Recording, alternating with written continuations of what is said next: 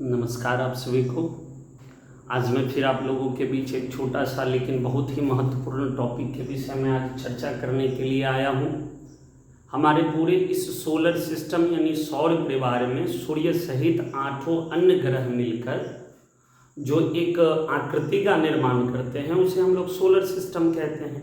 और उसी solar system में से हमारा पृथ्वी तीसरा ग्रह जो इस पूरे सोलर सिस्टम में अपने अक्ष पर चक्कर काटते रहता है, जिसके कारण दिन और रात होता है। और जब यह सूरज की परिक्रमा चारों ओर करती है, साल में 365 दिन और 6 घंटे जब इसे लगते हैं, तो इसी के कारण इसी प्रक्रिया को हम लोग रिवॉल्यूशन यानी परिक्रमण कहते हैं, जिसके कारण हमारे यहाँ मौसम बदलता है। तो उसी में से आज उस पूरे पृथ्वी को हम लोग जानते हैं कि पृथ्वी क्या है, कैसे बना है, किस आधार पे बना है। तो उसी से रिलेटेड आज हमारा छोटा सा टॉपिक है जिस पे आज हम लोग चर्चा करने के लिए जा रहे हैं। इन्वायरमेंट। इन्वायरमेंट मीन्स यहाँ हम लोग वातावरण पढ़ते हैं इसको। Environment is it's true sense can be defined of all of us. हमारे चारों वातावरण का अगर सही मायने में हम अर्थ कहें तो इसका परिभाषा कुछ इस प्रकार से होता है कि हमारे चारों ओर की जितनी सारी वस्तुएं हैं वो सारे के सारे हमारे क्या कहलाते हैं, वातावरण कहलाते हैं। आगे जानते हैं हम लोग। Environment is our basic life support system. इसके बिना हम लोग रह नहीं सकते हैं। यह एक प्रकार का जैव पारितंत्र का निर्माण करता है। कहने का मतलब है कि एक ऐसा माध्यम जिसके बिना हमारा जीवन चक्र संभव नहीं है, हमारा पूरा का पूरा लाइफ साइकिल रुक जाएगा। तो यही हमारा क्या कहलाता है, जो भी मदद करता है उसे हम लोग क्या कहते हैं, इन्वायरमेंट कहते हैं। एग्जाम्पल के लिए अगर हम समझ सकते हैं कि हमारे पास क्या है, पानी है, तो पानी का प्रयोग हम लोग कहाँ करते हैं, तो पीने के रूप में करते हैं, नहाने के रूप में करते हैं, सिंचाई के रूप में करते हैं। यातायात का भी एक साधन है कौन, पानी। हवा का प्रयोग हम लोग किस में करते हैं, तो सांस लेने और छोड़ने में। और प्लांट्स, कई सारे ऐसे प्लांट्स होते हैं जिससे हमें क्या प्राप्त होती है, तो जिससे हमें भोजन प्राप्त होती है।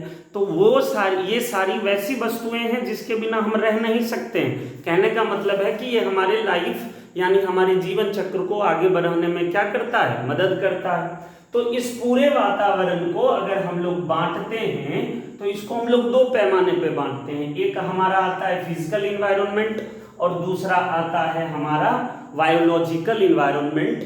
फिजिकल मीन्स भौतिक वातावरण और जैविक वातावरण। जैविक वातावरण मीन्स हम समझेंगे यहाँ पे कि जीव में अब सारे आ जाते हैं, जितने सारे लिविंग थिंग्स हैं, जो भी सजीव वस्तुएं होती हैं वो सारे के सारे किस में आ जाएंगे, बायोलॉजिकल इन्वायरमेंट में। इसके अलावा अगर इस पूरी पृथ्वी को अगर हम लोग बांटें तो हम लोग इसको 4 भागों में बांटते हैं।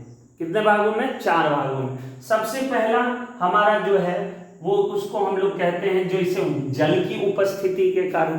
अब यहाँ पे समझने वाली बात यह भी है, या एक पॉइंट यह भी बनता है कि जल की उपस्थिति के ही कारण इस पूरे पृथ्वी को क्या कहा जाता है, नीला ग्रह कहा जाता है। 75% भाग इसका क्या है, हमारे पास पानी ही पानी है।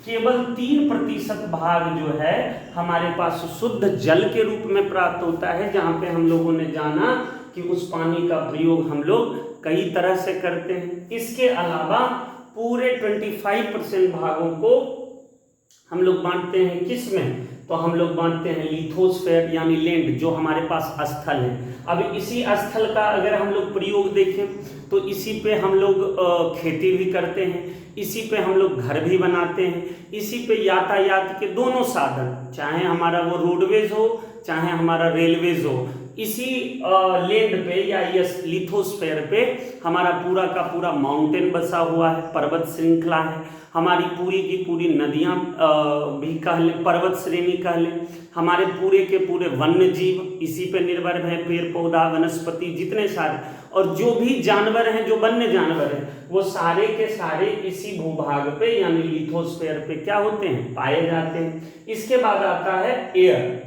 जिसे हम लोग एटमॉस्फेयर यानी वायुमंडल के नाम से जानते हैं, कि पृथ्वी के चारों ओर हवा का एक आवरण है जिसे हम लोग वायुमंडल के नाम से जानते हैं। इसमें कई सारे गैस होते हैं, खास करके हम मनुष्यों, यहाँ आगे जब हम लोग जानेंगे इस लाइफ के बारे में, जैव मंडल के बारे में, तो एक लिविंग थिंग्स जो कि सजीव होगा, तो उसको जीवन जीने के लिए या सांस लेने के लिए फिर किसकी आवश्यकता होती है? ऑक्सीजन की आवश्यकता होती है।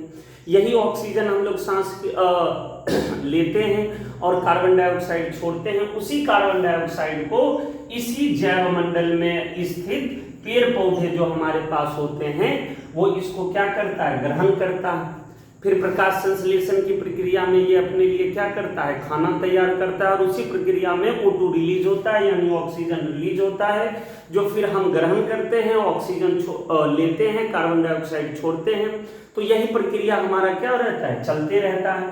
तो ये हो गए हमारे कौन? लैंड वाला भाग, जिसे हम लोग लिथोस्फीयर यानी स्थल मार्ग के नाम से जानते हैं।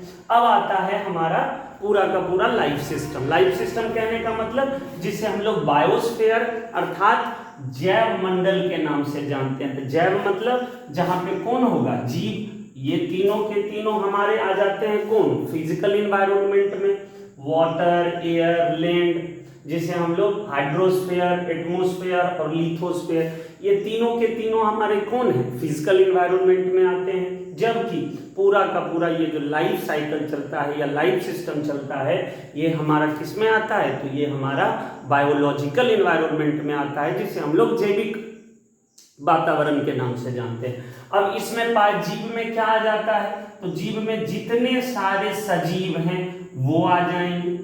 अब सजीव की अगर हम लोग बात करें तो यहीं पे इस सजीव को हम लोग दो भागों में बांटते हैं, एक पादप के रूप में और एक मनुष्य के जानवर के रूप में। तो जानवर में पादप के रूप में भी पेड़ पौधों के कई प्रकार होते हैं। पिछले वीडियो में हम लोगों ने जान रखा है कि हमारा प्लांट्स होता है, हर्ब्स होता है, पेड़ होते हैं, पौधे होते हैं, जड़ी बूटी होती है। सबका प्रयोग हमने अपने दैनिक जीवन में किस प्रकार से किया यह भी जान रखा है। इसके अलावा एक आता है स्तनपायी जानवर, जिसको हम लोग कहते हैं, जिसमें अब जानवर भी होते हैं, मनुष्य भी होते हैं, जो अपनी प्रक्रियाएं करती है। अब मनुष्य जिस प्रकार से एक जानवर भोजन करेगा, क्या चीज? जानवर में भी हम लोगों ने जान रखा है कि जानवर भी फूड हैबिट के आधार पर यानी भोजन करने के आधार पर शाकाहारी, मांसाहारी, सर्वाहारी के रूप में जाना जाता है। मनुष्य भी कुछ ऐसे मनुष्य होते हैं जो केवल और केवल पेड़ से निर्मित वस्तुओं का ही प्रयोग करते हैं, तो वो अपने आप को शाकाहारी कहते हैं। जो मांस मछली का भी प्रयोग करते हैं, केवल और केवल वही खाते हैं, मांसाहारी। और तीसरा होता है सर्वाहारी, जो मांस मछली भी खाता है और पेड़ से निर्मित रोटी, सब्जी, अनाज, फल, ये सारी चीज़ों का भी प्रयोग करता है। तो कुल मिलाकर हम यह कहें कि हमारा पूरा का पूरा इन्वायरमेंट एक ऐसा सिस्टम है या एक ऐसा लाइफ सपोर्ट है जिसके बिना हमारा जीवन संभव नहीं है। तो आज के लिए इतना ही, फिर हम लोग फिर मिलेंगे, तब तक के लिए धन्यवाद।